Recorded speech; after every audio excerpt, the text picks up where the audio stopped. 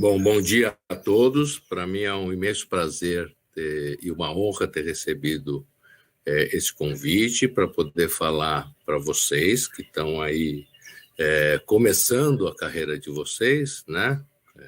Colegas, futuros colegas, e nós vamos falar sobre um tema que, do ponto de vista da neurologia clínica, é bastante atual. Por quê? Porque até o ano de 2000, aproximadamente, a neurocirurgia era absolutamente uma terra, um terreno explorado e acessado basicamente pelo neurocirurgião. Como vocês mesmos, dentro do programa desse congresso, que é bastante extenso, vem que a abordagem aguda do trauma de crânio, ele é todo e tem que ser feito pelo neurocirurgião. O problema, e na verdade é um problema bom, é que cada vez mais esses pacientes com a tecnologia, com a habilidade dos neurocirurgiões, com as UTIs cada vez mais avançadas, os pacientes com trauma de crânio cada vez mais iam sobrevivendo. E o que fazer com esses sobreviventes que ficavam sequelados, né? E depois já não eram mais uma questão de serem acompanhados por um neurocirurgião. O neurocirurgião ele fazia a fase aguda. Nesse momento, começou a se ter a necessidade do neurologista clínico, inclusive não só com abordagens de reabilitação cognitiva ou motora, começar a intervir na área medicamentosa também. Então, passou-se com algumas leis que começaram nos Estados Unidos e em alguns outros países, principalmente no ano de 2000, a atribuir determinadas funções da reabilitação e da abordagem do paciente pós-trauma de crânio, na fase aguda, depois da fase aguda, ao neurologista clínico e à sua equipe de reabilitação multidisciplinar.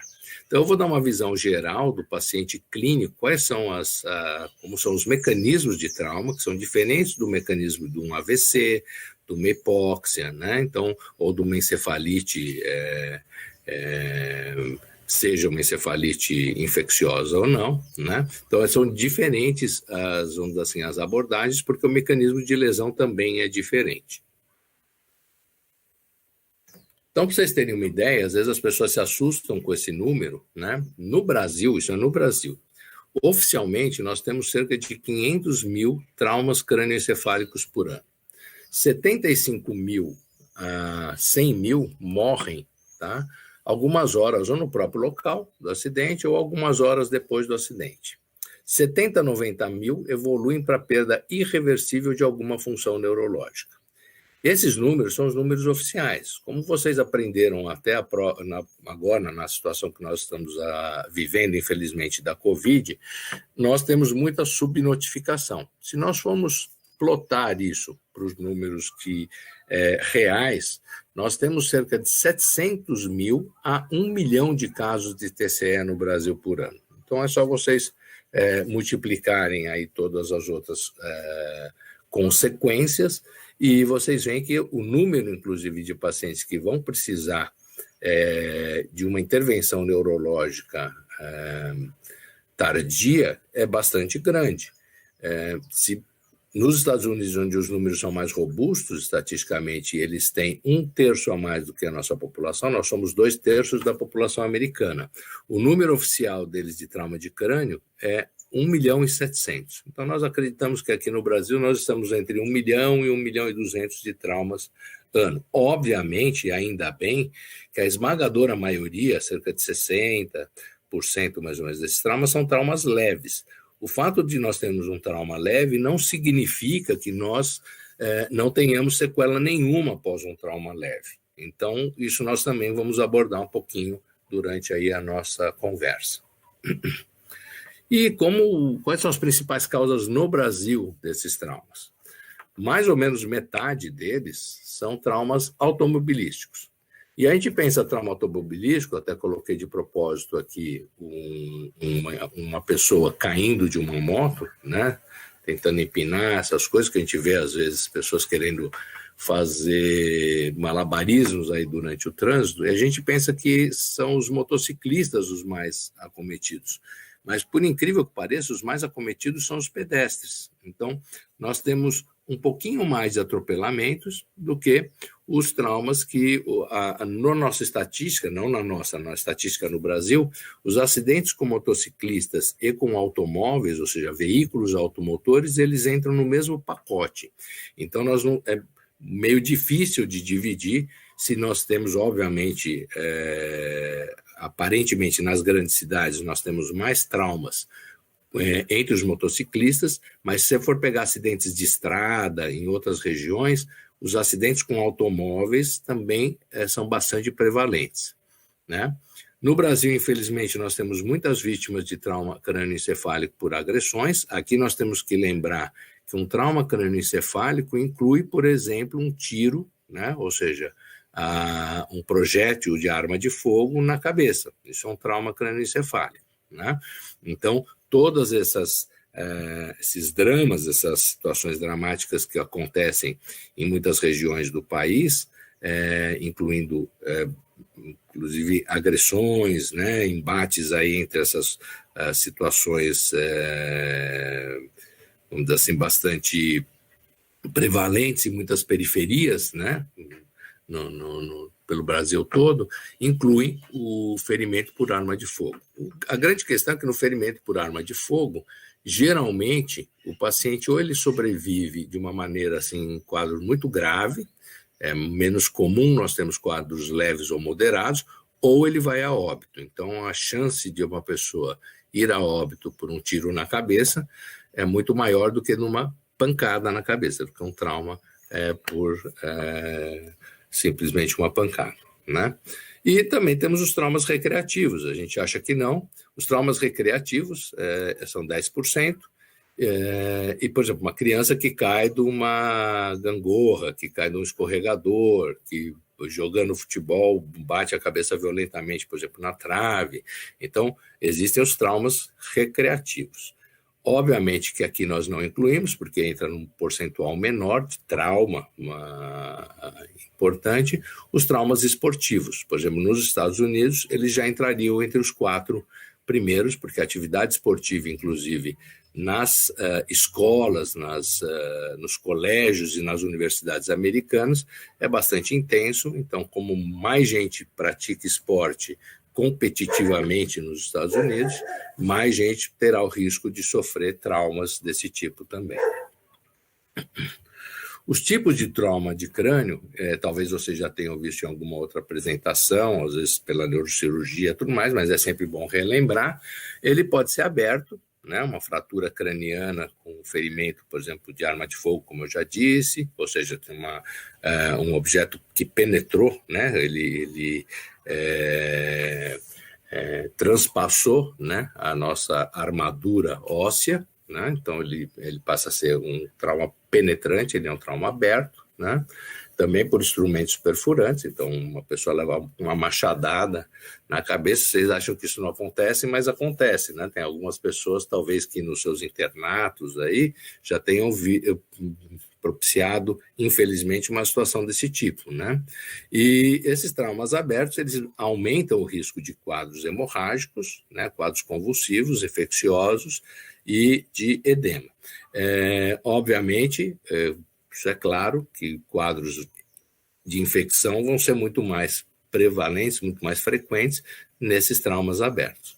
O trauma fechado, né? A maioria dos acidentes automobilísticos, por exemplo, esportivos, como a gente já citou, de queda, inclusive, num playground, tudo mais, tem riscos, obviamente, que nós temos sempre que checar de hemorragia, de convulsões, de edema, e às vezes são mais difíceis de detectar. No primeiro momento, um trauma leve a moderado, as pessoas valorizam menos. Às vezes um professor de educação física numa aula até coloca a criança para levantar e falar: deixa de chorar, continua aí fazendo, volta para o jogo, coisas desse tipo.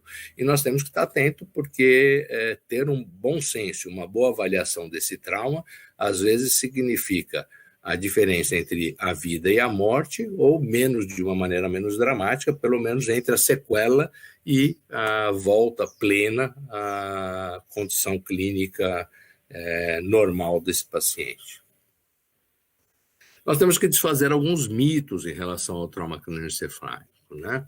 Então, primeiro, que a cabeça não precisa ter contato com nenhuma outra superfície ou objeto. A gente falou, por exemplo, de um trauma, né, por arma de fogo, perfurante, teve um objeto que foi a bala que entrou. A gente falou por uma pancada, então alguma coisa atingiu aquela cabeça.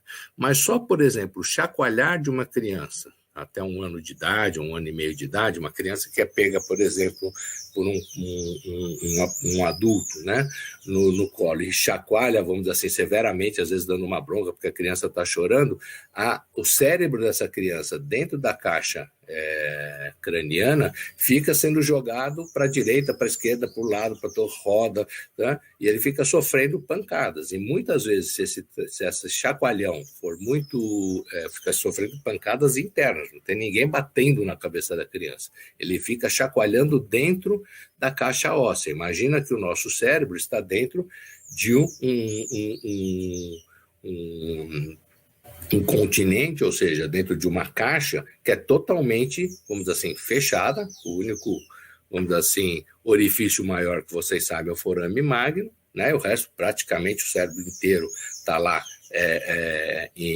vamos dizer assim, protegido, a princípio protegido por toda essa caixa óssea, e se ele é chacoalhado lá dentro, ele fica batendo nessas paredes ósseas. E se essas batidas, essas paredes, nas paredes ósseas, for muito intensa, pode levar, inclusive, a um trauma de crânio e, muitas vezes, ao coma e à morte, principalmente uma criança pequena, por exemplo, numa situação como eu contei. Mas num acidente automobilístico, da mesma maneira. O cérebro, ele chacoalha dentro dessa caixa óssea e ele pode, sem encostar em nada, sem bater no vidro, só pela desaceleração e o movimento do cérebro dentro dessa caixa óssea, levar a lesões, tá? Então, não é necessário também que nós tenhamos perda de consciência para termos um TCE. Eu vou contar daqui a pouquinho para vocês um caso que é bastante conhecido em medicina e neurologia, que todo estudante de neurologia, todo residente de neurologia é obrigado a saber, que é o caso do Phineas Gage, que era um trabalhador de uma estrada de ferro que recebeu um trauma penetrante. E eu já vou, daqui a pouco eu não vou dar spoiler, eu já vou contar para vocês essa história que é bastante interessante.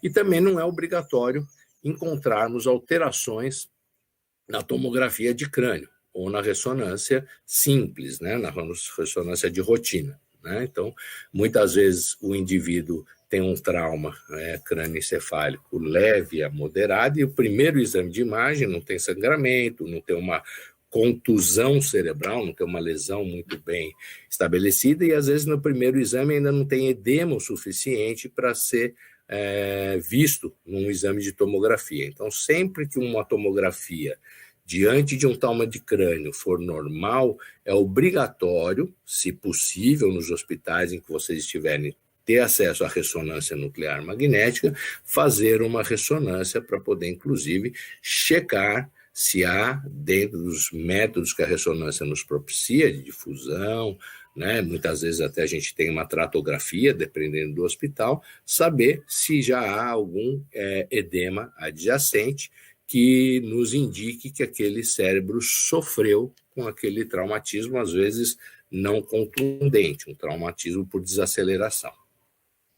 Então, esse é o caso do Phineas Gage. O Phineas Gage era no século XIX, né? Ele era um trabalhador de uma estrada de ferro e ele era tipo um supervisor, né?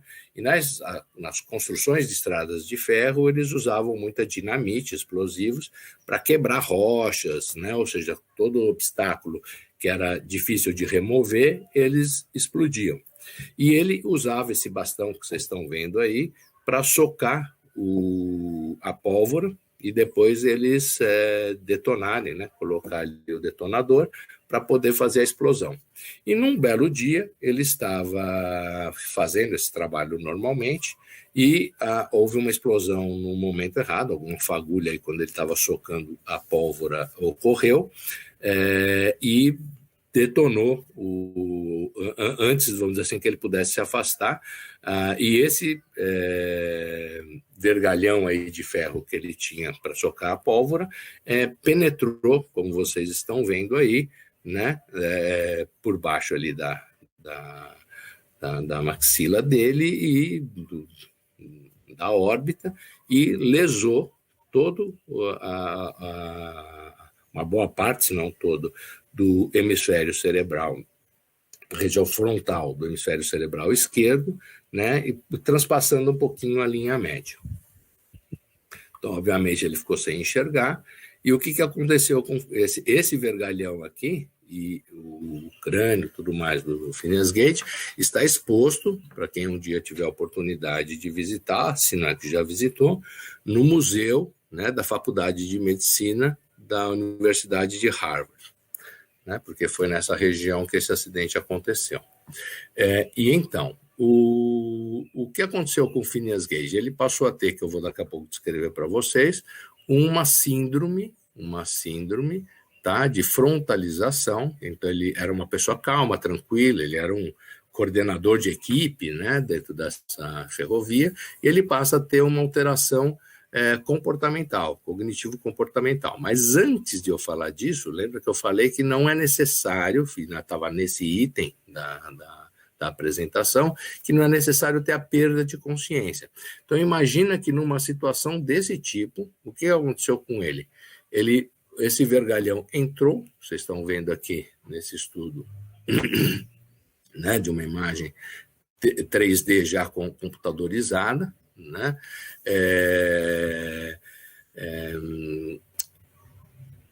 Então, apesar dessa penetração desse vergalhão, ele em nenhum momento perdeu a consciência. O que aconteceu com ele é que imediatamente após o acidente, ele teve uma crise convulsiva, e logo ele despertou da crise convulsiva, acabou a crise convulsiva, ele estava confuso, obviamente, assim, mais atordoado, mas não perdeu a consciência. Todas as descrições da época dizem que ele não perdeu a consciência, ou seja, mesmo num acidente com uma gravidade desse tamanho, muitas vezes o paciente não perde a consciência. Então, não é uma condição obrigatória para você ter um trauma de crânio, a perda de consciência. No mínimo, você tem que ter um estreitamento de consciência. Então, ficar confuso, sonolento, tudo mais, mas não necessariamente apagar de todo. Tá? Então, quais são os mecanismos de lesão de um trauma crânioencefálico? Então, nós temos o trauma mecânico, que vai levar à morte celular, rompimento de axônios, que eu vou mostrar para vocês. Então, imagina o neurônio, o corpo do neurônio sendo uma bolinha, e um fiozinho, né, preso a essa bolinha, por exemplo, uma bolinha de gude, um fiozinho bem fininho, que seria uma linha presa, né, juntamente fazendo parte da mesma célula, que é o corpo celular e o axônio. E eu estou lá numa velocidade de 60 por hora e bato, de repente, num muro. As bolinhas que têm mais densidade, né, que estão no córtex, tá, que é o corpo celular, elas continuam, por energia cinética, a se movimentar. E quem tem menos energia cinética aí?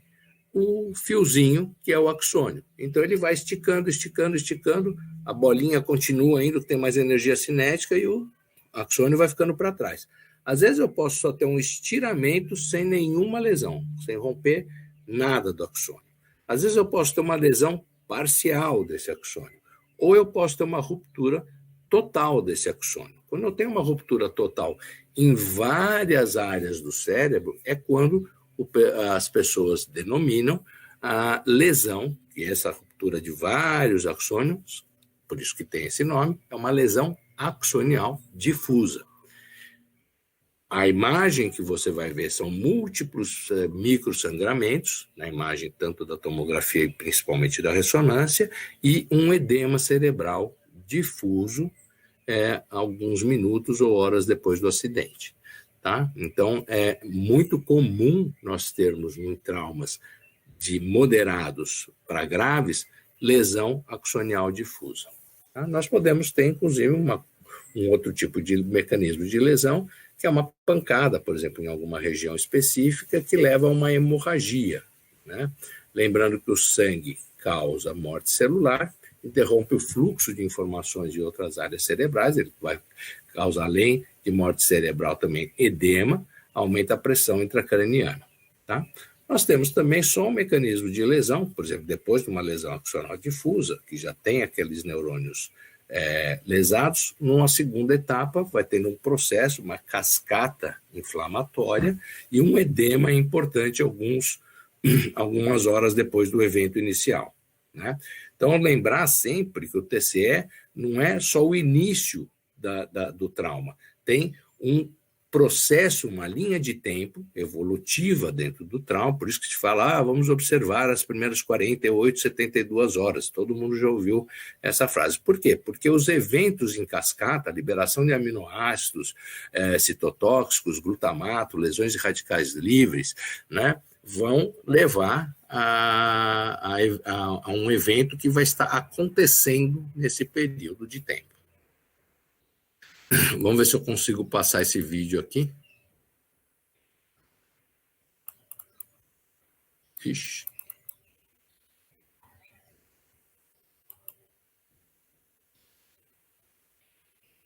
Se eu não conseguir passar o vídeo, eu conto para vocês, porque eu me preparei para caso a gente não conseguisse.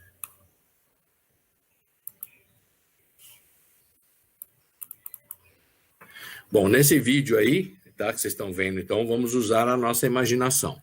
Nesse vídeo que nós temos é um carro, tá certo que está sendo abalroado por trás por um caminhão, né? E a pessoa, imagina que a pessoa é uma pessoa só que está dentro do carro, ela dentro do carro, abre o airbag, tá, pelo impacto, ela é abalroada por trás, ela é jogada, tem um movimento primeiro para frente do corpo dessa pessoa, a cabeça vai para frente, depois ela volta para trás e faz um movimento em chicote. O que eu ia mostrar nesse vídeo, basicamente para vocês, é que quando a cabeça vai para frente, ela tem o golpe, a batida, tá certo? Imagina a nossa caixa craniana aqui totalmente fechada, envolta, né, por líquor, e o cérebro tem um certo movimento, ele não está fixo. Aí o que acontece? O cérebro se movimenta para frente, causa uma lesão na região frontal, e você, muitas vezes, nem sempre, se ela vai para trás depois da cabeça, dependendo da violência do golpe, faz um contragolpe, então uma lesão também na região de trás. Geralmente, é mais comum nós vermos pela intensidade da batida, porque às vezes o reflexo, mesmo a cabeça chacoalhando para frente e para trás, as batidas, as lesões mais importantes, elas acontecem na região frontal do nosso cérebro e nas regiões temporais do nosso cérebro, pegando inclusive parte do hipocampo e das conexões que vão do hipocampo para outras áreas corticais. Isso vai levar a alguns quadros clínicos que eu vou contar para vocês agora. Vamos ver se esse passa também.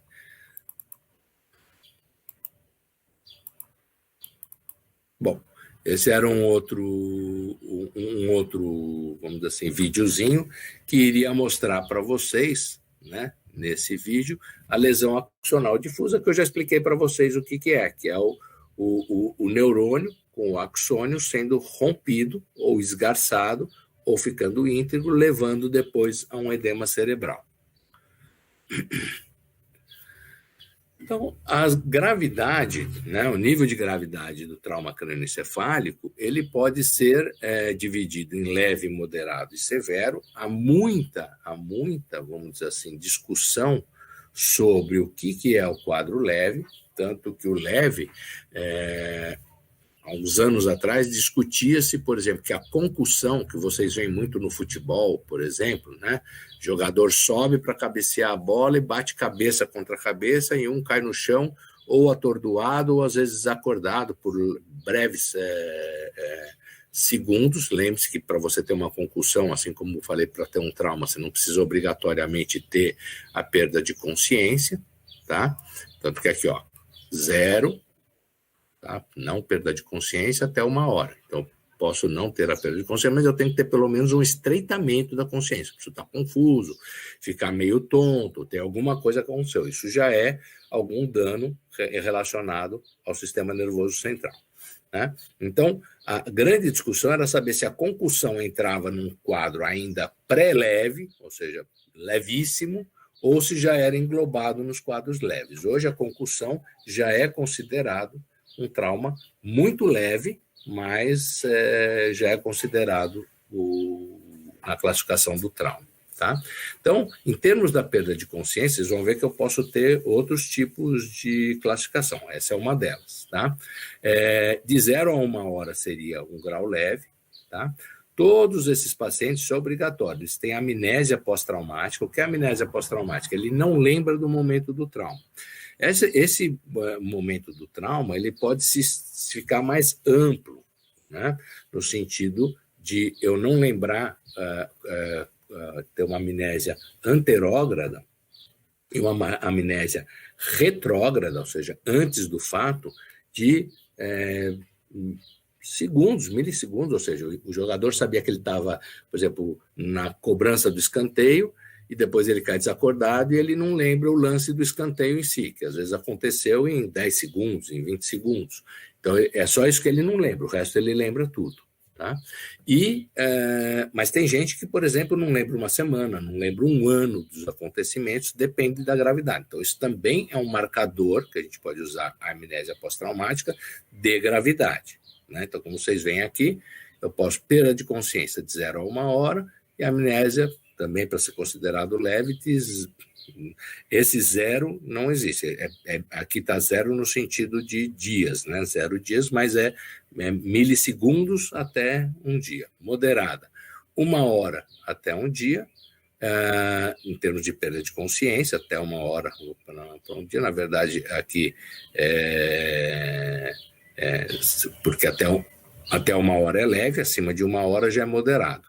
Até 24 horas. Se passou de 24 horas, eu já tenho, de perda de consciência, eu já tenho um trauma mais grave. Né? Também esses níveis de gravidade do leve, moderado e o severo, tem o severo, vamos dizer assim, intermediário entre o moderado e o severo, e o severo muito grave, né? Que muitas vezes ele é tão grave, obviamente, que a pessoa vai a óbito. Né? E da mesma maneira, a amnésia pós-traumática. Mas eu posso também, por exemplo, por exemplo, num quadro leve, né, utilizar a escala de Glasgow. É muito comum a utilização da escala de Glasgow no pronto-socorro. Então, o paciente chega, se esse paciente está entre 14 e 15, o máximo é 15 na escala de Glasgow, quanto maior essa escala, melhor o indivíduo está, mais leve é o trauma. Então, o quadro leve é 14 e 15, moderado 9 a 13 e o grave 3 a 8. Geralmente, os quadros moderados e graves, eles já ficam em observação e são internados. É muito comum, ou seja, a boa prática médica exige isso. Porém, muitos quadros leves, aí que é o grande problema, são dispensados, e às vezes ele é um quadro leve, mas nós temos indicações de internação para esse indivíduo ficar também, pelo menos, em observação, que é um trauma de crânio que eu não tenho tomografia disponível no hospital, então eu não tenho como avaliar se teve um pequeno sangramento, se ele está começando a fazer um edema e vai se transformar num quadro mais grave. Lembra da cascata e do tempo, vamos dizer assim, jogando contra, né, aquele paciente. Então, observar em casa um quadro que eu não tenho certeza se teve um sangramento, se teve alguma coisa mais importante, é um risco que o médico não deve assumir. Né? Então, se você não tem como avaliar isso, deixa ele em observação ali embaixo da sua asa, dentro do pronto-socorro. Alteração na tomografia, obviamente, se você tem uma tomografia, essa tomografia alterada, deixa esse paciente em observação para saber se esse edema, se esse quadro vai se aprofundar, vai piorar. Né? Se eu tenho um trauma de crânio penetrante, mesmo que leve, mas se houve qualquer tipo de ruptura do crânio e houve um quadro que teve um TCE penetrante, porque ele pode, inclusive, desenvolver infecções, outras coisas. Então, fica no hospital. tá? Fratura de crânio, obviamente, perda ou piora do nível de consciência enquanto ele, desde o momento, né, dentro do hospital, desde o momento que ele teve o trauma, e ele é transportado para o hospital, o socorro acontece, nem sempre adequadamente, né, muitas vezes esse transporte é feito por populares e não por uma ambulância ou uma unidade do SAMU, então se houve essa piora no transporte, ele deve ficar internado. Da mesma maneira, rinorreia, ou seja, ou otorreia, ou seja, vaza líquor pelo nariz ou pelo ouvido, tá? Dor de cabeça moderada grave numa pessoa que não só não tinha queixa de dor de cabeça antes do trauma, mas isso passa a ser muito marcante para ele naquele momento. A amnésia, né? Ou seja, já falei da amnésia pós-traumática. Se ele está sob intoxicação do álcool ou de drogas, porque você não sabe se esse indivíduo está com o nível de consciência, de cognitivo, estreitamento cognitivo, decorrente do uso de uma substância que está interferindo no sistema nervoso central, ou se é por causa do trauma. Então, você tem que esperar, né, a ação dessa droga passar para poder fazer uma avaliação neurológica mais confiável, né? Outros traumas associados, obviamente, se ele tem outras fraturas, quadros, vamos dizer assim, um trauma torácico, abdominal, então ele vai ficar lá no hospital de qualquer jeito. Muitas vezes se foca num lugar, as duas coisas acontecem. A foca na fratura da perna e o indivíduo está lá entrando em coma. Ou você foca no quadro neurológico, que passa a ser bastante importante, mas ele, ao mesmo tempo, tem um quadro abdominal de um sangramento importantíssimo, que ele precisaria ter uma cirurgia de urgência, né? Uma ruptura de baço, enfim, alguma coisa que está acontecendo com aquele indivíduo, né? Ou de outro órgão, uma ruptura de outro órgão, né? Então, você precisa sempre fazer uma avaliação global desse paciente, né? Falta de um acompanhamento com um acompanhante confiável, ou seja, às vezes o paciente está falando umas coisas meio desconexas e do lado dele tem uma pessoa falando mais coisa desconexa ainda. Então, é melhor você deixar aquele indivíduo em observação, inclusive porque às vezes é um caso policial, porque às vezes tem uma pessoa que levou esse indivíduo para lá e foi um trauma, vamos dizer assim, de origem criminosa. Então, esse indivíduo fica no hospital em observação para você entender melhor o que aconteceu. Impossibilidade, né, de retomar rapidamente, né, de retornar, não retomar, desculpa, retornar rapidamente ao hospital. Então, às vezes você vai dispensar esse indivíduo, ele vai ter uma piora muito grande em casa, mas você não vai conseguir que ele acesse o hospital novamente. Então, é melhor ele deixar ficar lá por algumas horas para você mesmo observar, tá? Então, isso aqui é a tabela de Glasgow, eu não vou falar item por item, senão a gente vai se estender muito, mas lembrar que o score de 15 é a melhor abertura ocular, que ela é espontânea, tá? Que dá 4. Se ele está orientado, é a melhor verbalização, uma verbalização coerente, orientada, que vai ter que pontuar 5 pontos, já dá 9. E se ele obedece totalmente às ordens, a parte motora está ok, ele vai atingir os 15. Qualquer coisa que você vai pontuando aqui de diferente, e é bom sempre você colocar, tem gente que coloca Glasgow 10, e você não sabe onde ele perdeu, se ele perdeu na parte motora, se ele perdeu mais na parte, vamos dizer assim, do contato, né, da parte de verbalização. Está sempre bom depois do fim, que você colocar o valor da escala de Glasgow que ele tem, quais foram as perdas, o que ele perdeu, o que vamos dizer assim, puniu, né, na pontuação em relação à escala. Tá? É muito importante falar muito rapidamente de reabilitação cognitiva. A reabilitação cognitiva precisa de uma equipe multidisciplinar ou transdisciplinar e geralmente obrigatoriamente ter um neurologista e às vezes um neurocirurgião comandando essa equipe junto com toda essa equipe multitransdisciplinar, porque na maioria dos casos você vai precisar ter intervenção medicamentosa também, não só a equipe de saúde como um todo. Tá? Essa é uma escala que muita gente nunca ouviu falar e não escuta falar, porque só quem faz trauma acaba sabendo dessa escala, que é a escala Rancho dos Amigos, que é a melhor escala para poder saber qual é, assim como você tem o Mini-Mental, você tem o MoCA, que são escalas de acesso cognitivo rápido, de rastreio cognitivo, para pacientes com suspeitas de quadros demenciais ou de quadros cognitivos, né, mesmo que em fase muito inicial. A escala Rancho dos Amigos é o que nos dá esse screening, essa avaliação de rastreio cognitivo para os pacientes com trauma de crânio.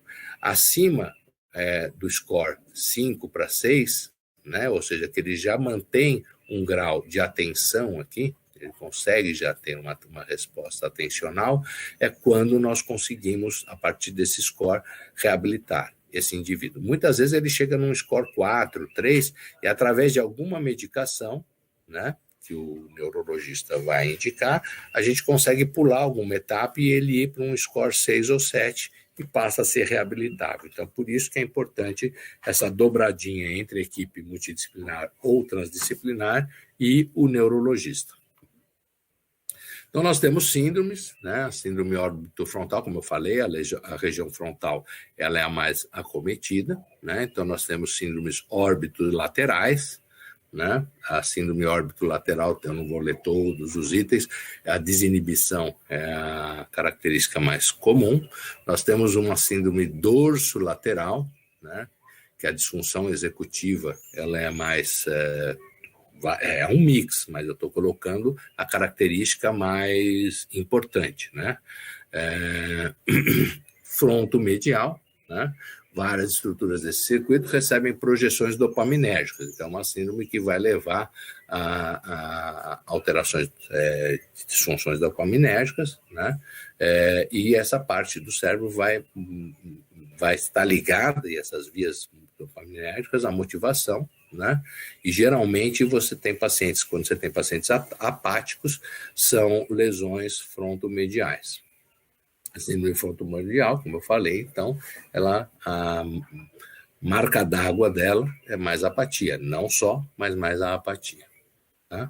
Aqui eu também tenho um vídeo que também não vai passar, esse vídeo eu também conto para vocês, não tem problema, que nós agora vamos só terminar a aula falando das síndromes do lobo temporal. Então, lembre-se que o cérebro dentro da caixa craniana bate a região frontal primeiro, né, e também bate, né, com todas as reentrâncias. Se nós formos pensar que nós temos 3 andares, né, no cérebro, a fossa anterior, média e posterior, nesses 3 degraus, nós temos 3 paredes, que quando o cérebro vai para frente, bate nessas 3 paredes, quando vai para trás, bate muito mais numa parede maior, que é a parte posterior, né, occipital do cérebro, na fossa posterior, porém, essas paredes elas não são lisinhas, não são degraus lisinhos. Então, além de você ter a pancada na própria caixa óssea, você tem cisalhamento, você tem pontas,